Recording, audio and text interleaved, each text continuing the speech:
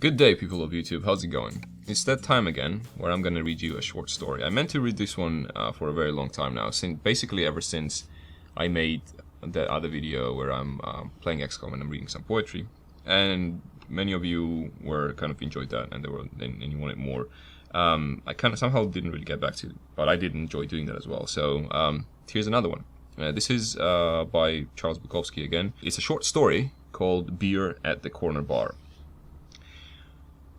I don't know how many years ago it was, 15 or 20, I was sitting in my place, it was a hot summer night and I felt dull. I walked out the door and down the street. It was past dinner time for most families and they sat about watching their TV sets. I walked up to the boulevard and across the street was a neighborhood bar, an old-fashioned building and bar constructed of wood, painted green and white. I walked in. After nearly a lifetime spent in bars, I had entirely lost my feeling for them. When I wanted something to drink, I usually got a liquor store, took it home, and drank alone.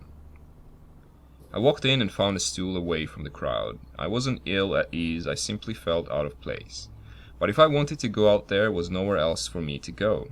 In our society, most of the interesting places to go to are either against the law or very expensive. I ordered a bottle of beer, a little cigarette. It was just another neighborhood bar. They all knew each other. They told dirty jokes and watched TV. There was only one woman in there, old, in a black dress, red wig. She had on a dozen necklaces and kept lighting her cigarette over and over again. I began to wish I was back in my room and decided to go there after I finished my beer. A man came in and took the bar stool next to mine. I didn't look up. I wasn't interested, but from his voice I imagined him to be about my age. They knew him in the bar, the bartender called him by name, and a couple of the regulars said hello. He sat next to me with his beer for 3 or 4 minutes. Then he said, "Hi, how you doing?" "I'm doing okay." "You new in the neighborhood?" No. "I haven't seen you in here before." I didn't answer. "You from Los Angeles?" he asked. Mostly. "You think the Dodgers will make it this year?" No. "You don't like the Dodgers?" "No." Who do you like?" "Nobody. I don't like baseball." "What do you like?" Boxing, bullfighting." "Bullfighting's cruel." "Yes, anything is cruel when you lose. But the bull doesn't stand a chance." "None of us do." "You're pretty goddamn negative. Do you believe in God?" "I'm not your kind of God." "What kind?" I'm not sure." "I've been going to church ever since I can remember." I didn't answer. "Can I buy you a beer?" he asked. "Sure." The beers arrived. "Did you read the papers today?" he asked. "Yes." "Did you read about those 50 little girls who were burned to death in the Boston orphanage?" "Yes." "Wasn't that horrible?" "I suppose it was." "You suppose it was?" "Yes." "Don't you know?" "If I had been there, I suppose I would have had nightmares about it for the rest of my life, but it's different when you read about it in the newspaper." "Don't you feel sorrow for those 50 little girls who burned to death? They were hanging out of the windows screaming."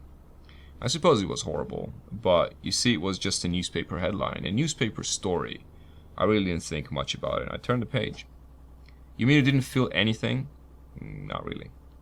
He sat a moment and had a drink of his beer. Then he screamed, "Hey, here's a guy who says he didn't feel a fucking thing when he read about those 50 little orphan girls burning to death in Boston." Everybody looked at me. I looked down at my cigarette. There was a minute of silence. Then the woman in the red wig said, "If I was a man, I'd kick his ass all up and down the street." "He don't believe in God either," said the guy next to me. "He hates baseball. He loves bullfights. And he likes to see little orphan girls burned to death." I ordered another beer from the bartender. For myself. He pushed the bottle at me with repugnance. 2 young guys were playing pool. The youngest, a big kid in white t-shirt, laid his stick down and walked over to me. He stood behind me, sucking air into his lungs, trying to make his chest bigger. "This is a nice bar. We don't tolerate assholes in here. We kick their butts good. We bit the shit out of them. We bit the living shit out of them." I could feel him standing there behind me. I lifted my beer bottle, poured beer into my glass, drank it, lit a cigarette. My hand was perfectly steady. He stood there for some time, and finally, walked back to the pool table. The man who had been sitting next to me got off his stool and moved away. Son of a bitch is negative, I heard him say. Hates people. If I was a man, said the woman in the red wig, I'd make him beg for mercy. I can't stand bastards like him. That's how guys like Hitler talk, said somebody else. Real hateful jerks. I drank the beer, ordered another. 2 young guys continued to shoot pool, some people laughed, and the remarks about me began to die down, except in the case of the woman in the red wig. She got drunker. Prick, prick, you're a real prick. You stink like a cesspool. Bet you hate your country too, don't you? Your country and your mother and everybody else. Oh, I know you guys, pricks, chip-cardly pricks. She finally left about 1:30 a.m. One of the kids shooting pool left. The kid in the white t-shirt sat down at the end of the bar and talked to the guy who had bought me the beer. 5 minutes to 2, I got up slowly and walked out. Nobody followed me. I walked up the boulevard, found my street. The lights in the houses and the apartments were out. I found my front court. I opened my door and walked in. There was 1 beer in the refrigerator. I opened it and drank it.